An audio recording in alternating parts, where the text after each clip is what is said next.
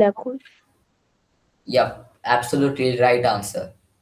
So, and black hole has the maximum entropy of anything. Like, let's say that I have a star of, let's say, 10 solar masses. It will have about 10 raised to the power of 36 K Boltzman constant entropy. But for a black hole, it would be about 10 raised to the power of 72. So that's a huge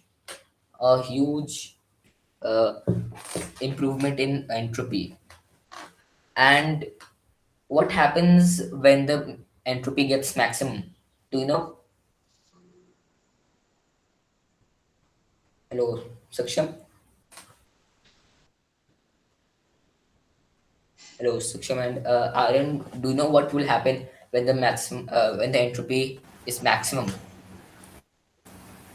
Aryan energy will be equally distributed. Yep. And then no energy will flow, whatever.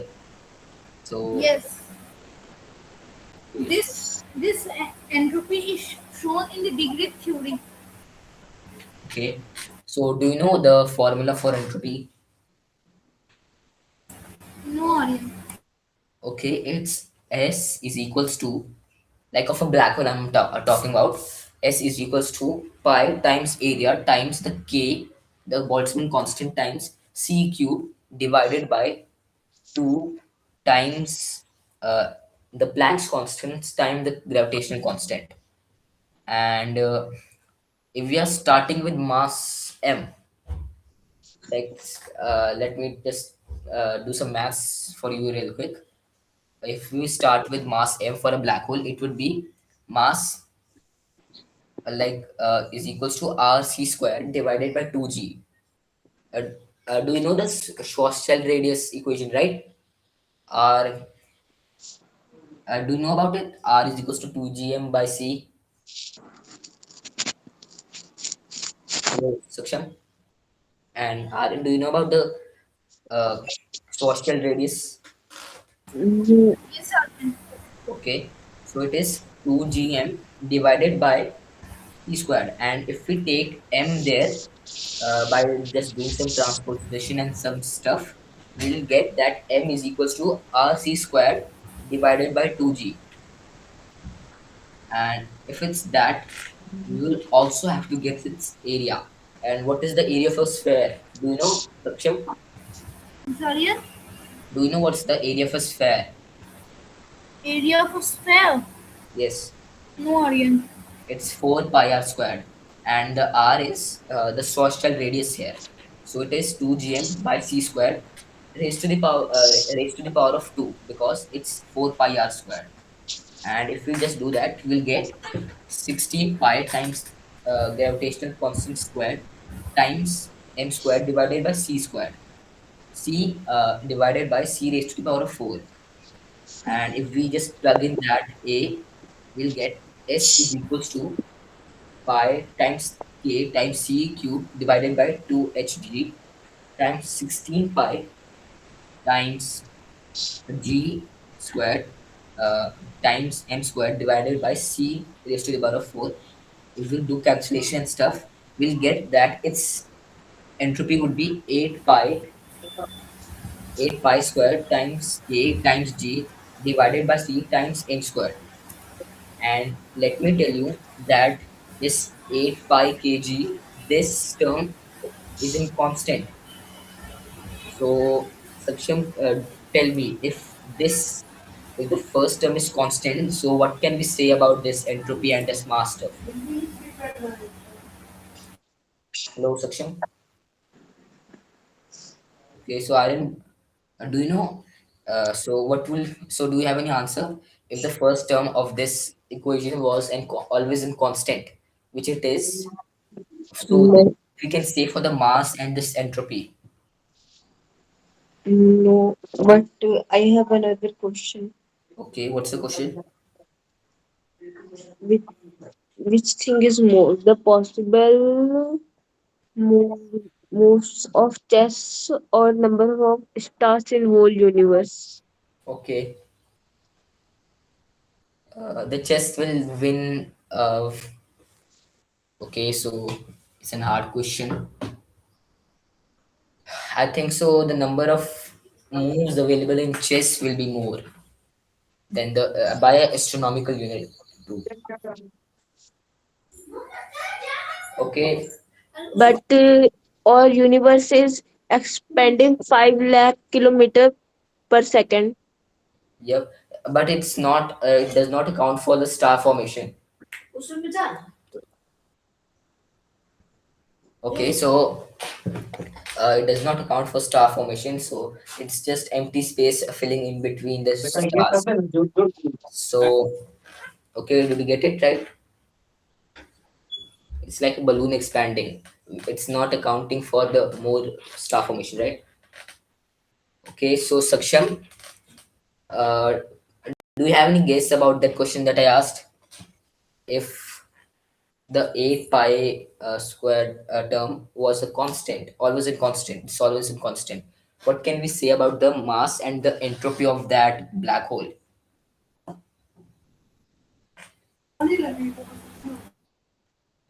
Uh, do you know? Okay, so I think so. Should I answer it? Aryan, should I answer it? Or do you have any guesses? Okay, I think so. I should answer it.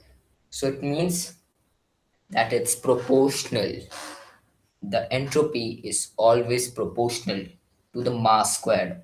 So it's in quadratic proportion. They will you will both learn in higher grades about quadratic proportions. So it means if the mass square is if mass is increased, then means the entropy is also increased.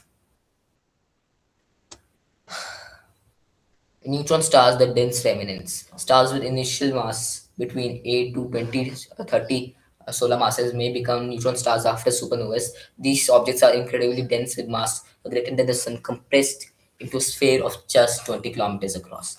Their properties include strong magnetic fields and rapid rotations and producing pulsars. So, black holes, the ultimate afterlife. The most massive stars end their lives as black holes at singularities where density and gravity become infinite. They influence their surroundings profoundly, often assuming nearby matter and affecting galaxy evolution. So I think so. Saksham, you had raised your hand. Did you have any question? Yes, Aryan. Do you know that the neutron star has a magnetic strength in its poles? Can you repeat? Aryan, do you know that the neutron star has the magnetic strength in its poles?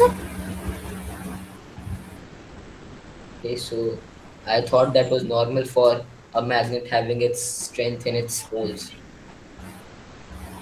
No, do you know that the neutron star has the magnetic strength in its poles? Yep, I think so. Okay, so how much it is? Okay, depends on that. I haven't done the calculations, so I don't know On average, how much it is? Do you know? about like some billions of Teslas. No, Okay, what's that then? it's half billion gauges. Okay, so it was pretty close. I just Half need to write billion the guess. gauges. Okay. Okay, I think so. We'll now we are getting to the interesting part of the presentation: entropy and black holes. Black holes have an enormous entropy associated with their event horizon, proportional to their surface area. This entropy concept was developed in the context of black hole thermodynamics.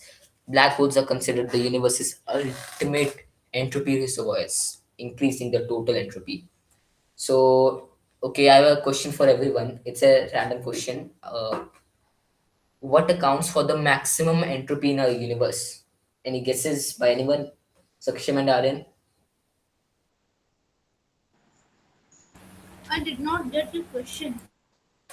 Okay, so what accounts for the most entropy in the universe? Which objects have the most entropy in the universe? Big Bang. Okay, so it's not the Big Bang. It accounted for some of the like the radiation left accounts for some of the entropy, but not all of it, like not a majority of it. So any other guesses, Saksham and Aryan?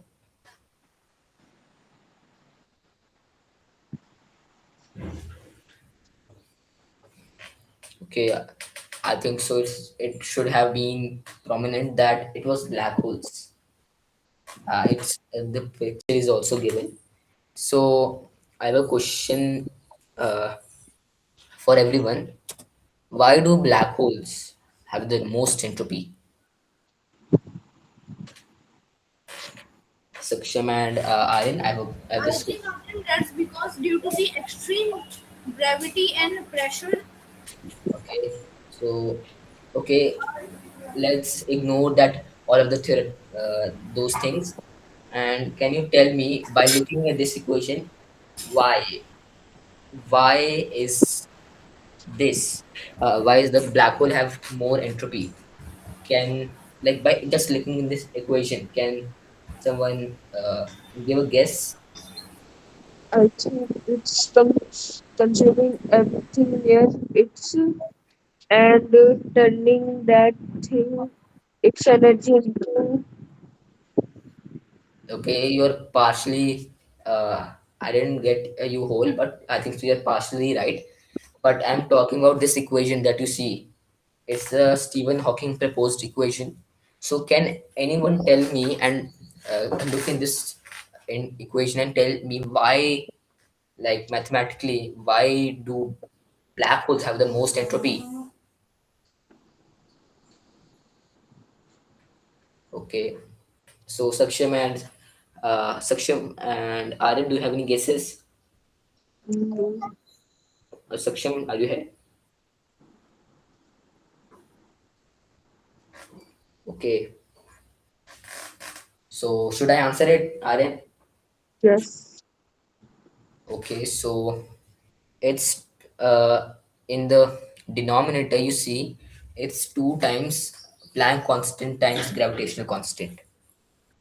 So and the upper the numerator is pi, which is about 3.14 times area, which is a lot for a black hole, and k it's let's ignore that, let's let it be one, and the c cubed, it's cubed, so it'll be a lot, and the denominator is very small, it's 2 times h times g, and h is, let me tell you about how much, 6.67 times 10 raised to the power of minus 34, and like it's like by just looking in this, we can say that the numerator is a lot larger than the denominator. So that's why uh, black holes are the most entropy. So let's just continue. Stephen Hawking proposed that black holes emit radiation due to quantum effects near the event horizon. This radiation causes black holes to lose mass and eventually evaporate over incredibly long timescales. As black holes evaporate, their entropy decreases, raising intriguing questions about information conservation. Okay, so Saksham and Aryan, listen to me carefully. Are you here, Saksham? Hello, Saksham. It's a very interesting question. You should hear about this. Are you here? Okay. So, according to the thermodynamics laws, if there are two systems, let me name them A and B, and if we add them, their product C, their its entropy would be more than the combined entropy of A and B. So, like A plus B is equals to C, and this C, this product would have more entropy than A and B combined. So it's in law. So it means that Saksham and Aryan, you should listen to this very carefully. And and there's one more thing, that black holes store their entropy in their event horizons. So, Saksham, do you know what this means? what all of this I've said. Do you know what this means, Saksham?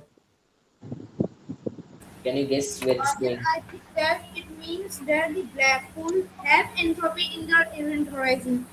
Okay, and the previous thing that I've said about thermodynamical laws. So can you make sense of that and say what could be the case for this black holes? Do you want me to repeat the thermodynamical laws?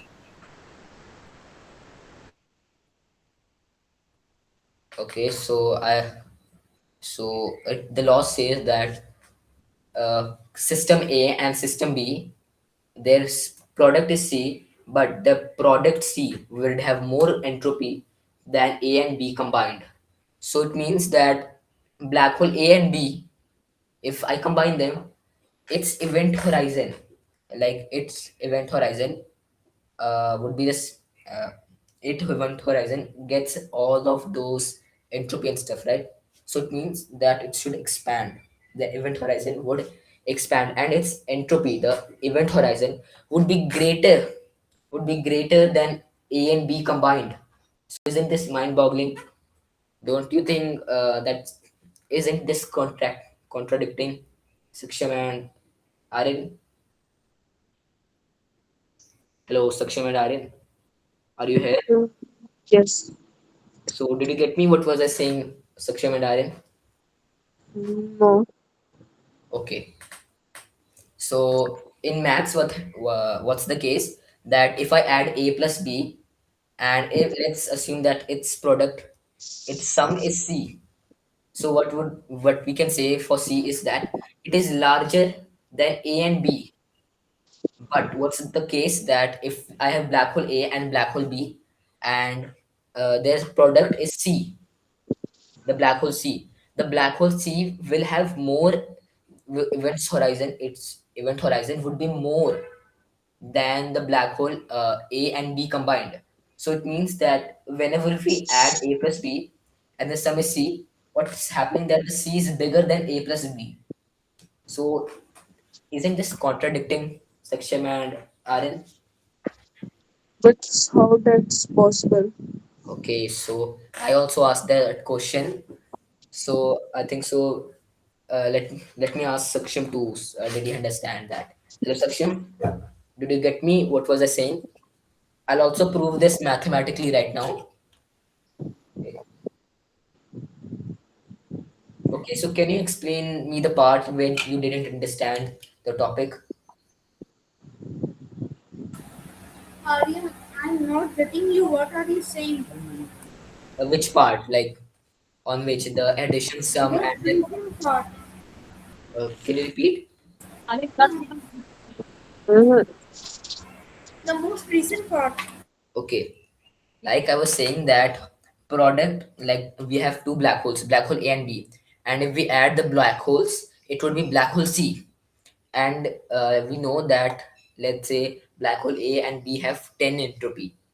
But what would happen for the black hole C, that it would have more entropy than 10 plus 10, like 20, both of A and B combined. So like that is a lot of that's a lot mind boggling, right? So did you get me, like what I'm saying? Like I think, You mean to say that the black holes will have more entropy than their sum? yep, that's what I'm saying. So don't you find this very problematic or contradicting? If a plus b is c, then how is c greater than a plus b? So okay, now, like, do you have, Saksham and Aryan, uh, can you do you have any guesses for this contradiction? Hello, Saksham and Aryan. Like, can you figure something out on your own, or have any guesses, Saksham and Aryan? Mm, Okay, so I know it's pretty mind-boggling. So we have heard that entropy is proportional to mass squared. So let's take the mass of black hole A and B, 10 units. What would be their entropy? It would be 10 squared plus 10 squared, which is 200. You know, right? Uh, Saksham and Aryan, do you know cubes and these stuff, right? Yes. Okay, so you know these. So what happens in the procedure is that the masses get added for that new black hole, and 5% gets minused. Like there's the black hole would have 20 solar masses, but now what's the case? It's losing 5%. So it means it has 19 solar masses. And now those 19 solar masses, and to get this entropy of this black hole, what we'll get is 361. It is 161 units more than their parent black holes combined. So I've also given you this mathematical proof. So do you agree with me, Saksham and Aryan? Hello, sir. Are you here? Yes. Okay, okay. I don't think so. You understood this topic. So I'm asking you one more question. Let's assume that there are two black holes of identical mass and size, and in the first black hole I draw a coffee of 20 degrees, and the second one I draw a coffee of 1000 let's say 50 degrees. So what's the case? That the second coffee was hotter. It means it had more entropy. Its particles were exploring more combinations at a time. So it means that the other black hole should expand more, isn't it? Its event horizon should expand a little more than the than one with less hot coffee drop rate. So would be that the case? So shall I and Suprema here? Okay, okay. Aryan is facing some network issues. So Suprema here right now. Yes, Aryan. So did you get me what was I saying? My question. No, Aryan. Okay. So let's assume did get the entropy part of that black hole, which is the previous question. Yes, Aryan, but I did not understand. Okay, you didn't understand. So it's like let me explain it again to you. We have two black holes of the same mass. Let's assume 10 units. It's their entropy would be 10 squared, which would be 100. It means 100 plus 100, which should be 200. But the black hole is of 90 units. But that the original mass would have been 20, but we are also subtracting 5% from it. 5% of 20, which is 1. We subtract that, and we get 19 squared, which means 361 units of entropy, which means 161 units more than the parent sums combined. So, isn't this interesting that the laws are followed in such as nonsensical life? Yes, Aryan. Okay, I think so. We should just begin. We should go to our topic, right? We just went to do a lot of questions. Okay, so the universe's total entropy has been increasing since the Big Bang, driven largely by stellar black holes and uh, processes. This stellar evidence like white dwarfs and neutron stars contribute significantly to the cosmic entropy. Understanding entropy evolution helps in studying the universe's long-term fate, including the concept of heat death. So heat death. So section. Uh, do you find it uh, weird that we are connecting this concept of heat death to entropy? So is there any connection between heat death and entropy? Hello, section. I don't think, Aryan, there would be any connections. Okay. So heat debt means that no energy is traveling and so on. And when the universe would hit its maximum entropy, there would be no energy moving around, which means heat debt. The universe has hit its absolute peak of entropy. So such do you wonder that what is the universe's maximum entropy? What is the maximum limit that it can go? Okay, I think so. You left. So let's just proceed with the presentation. Stellar nuclear synthesis. Okay, you joined. Hello, Saksham. Uh, are you facing some Yes, sir. issues? Okay. As I was saying, Saksham, that before that, what would be the universe's maximum entropy?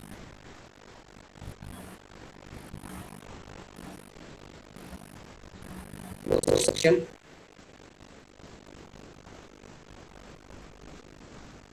Okay.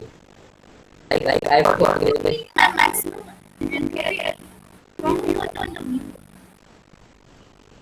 I was talking about the universe's maximum limit of entropy. Do you know what is that?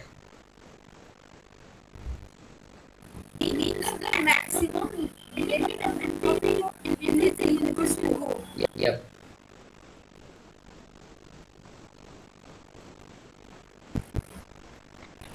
Okay, so can you want to answer it? Can I repeat yourself? Can you want me to answer this question?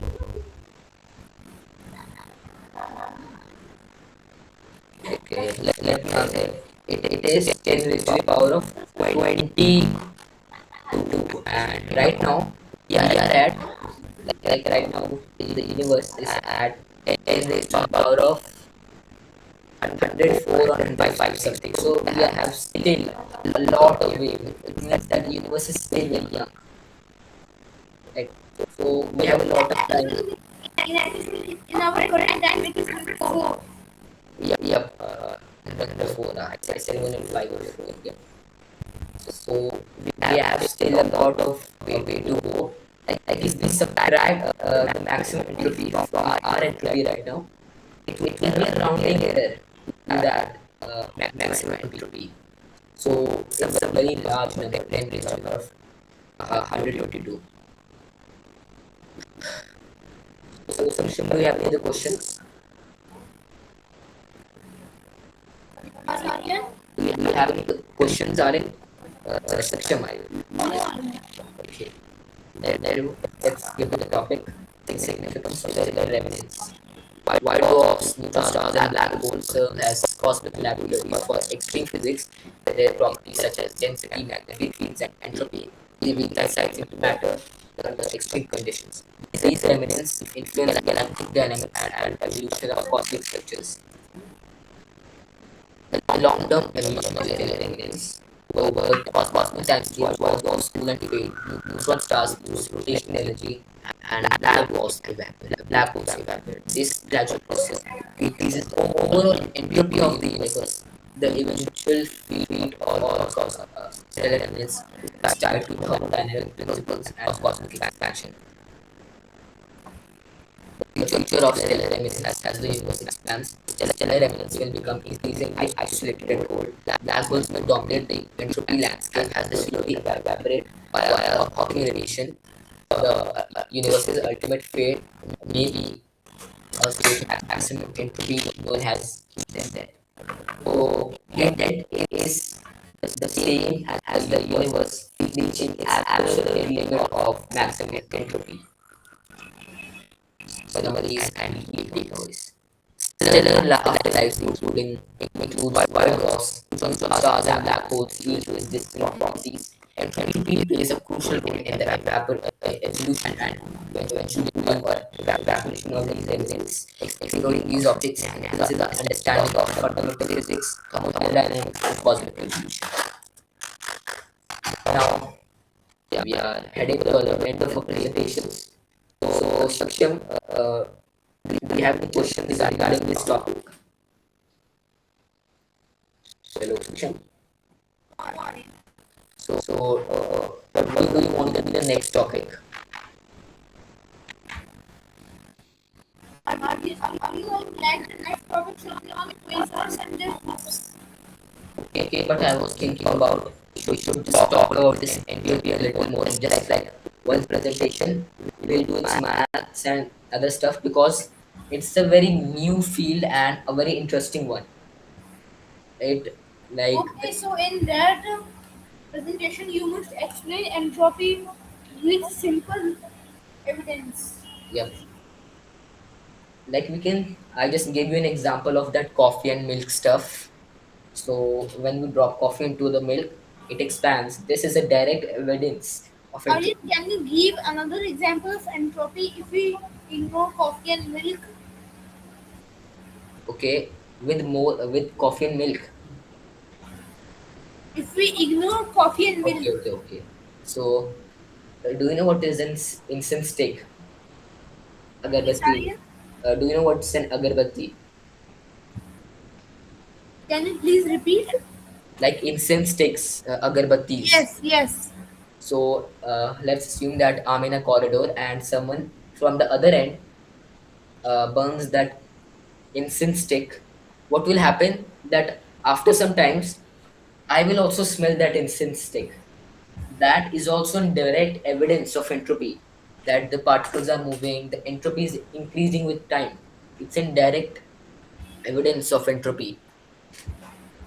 Means the entropy will spread. Yep, Okay. it's always increasing with time. So Saksham, So at this, what is the basic definition of entropy? okay, so it's like this definition is just as useful as the parallax and those stuff. It says that entropy is the measure of randomness of a thing. So yep, it's pretty hard to understand with words, right? So that's why we should use examples. So should I ask you one question, like last question for your section? Okay. Okay. So this question will determine that you understood entropy or not. So we have two black holes, black hole A and B. If I drop, and those two are identical, same mass, same stuff. And if I drop a coffee at 20 degrees Celsius into the black hole, let's say 1 kg of coffee of 20 degrees Celsius into the black hole A, and another coffee which was 50 degrees hot into the black hole B. So, which black hole will expand more? Do you know? I think the black hole B will expand Okay, so why is that?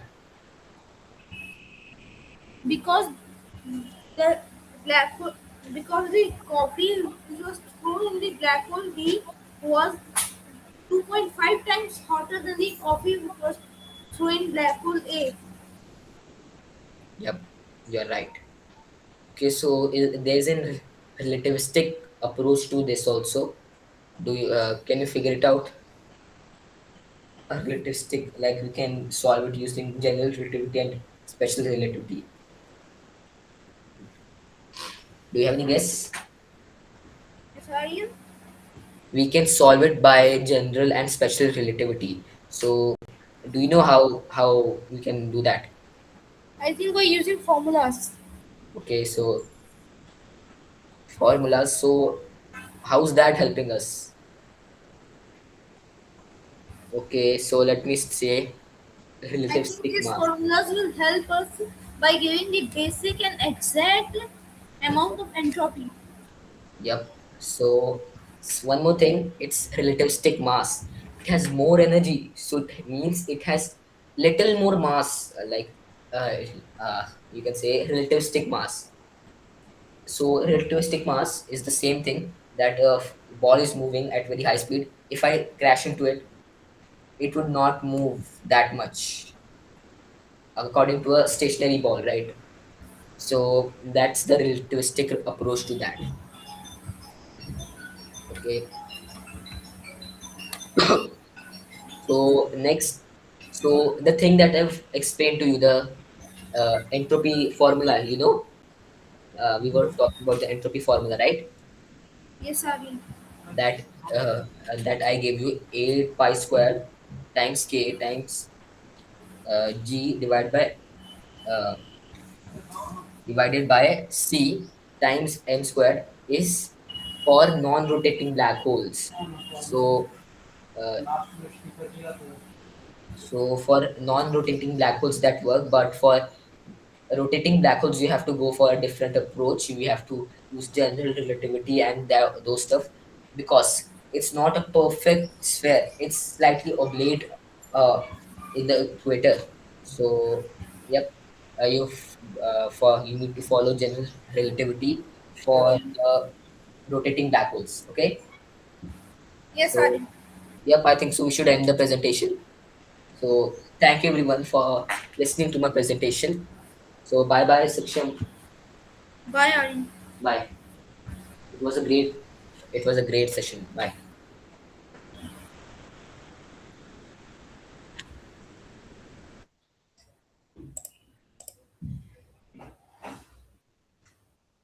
Bye bye.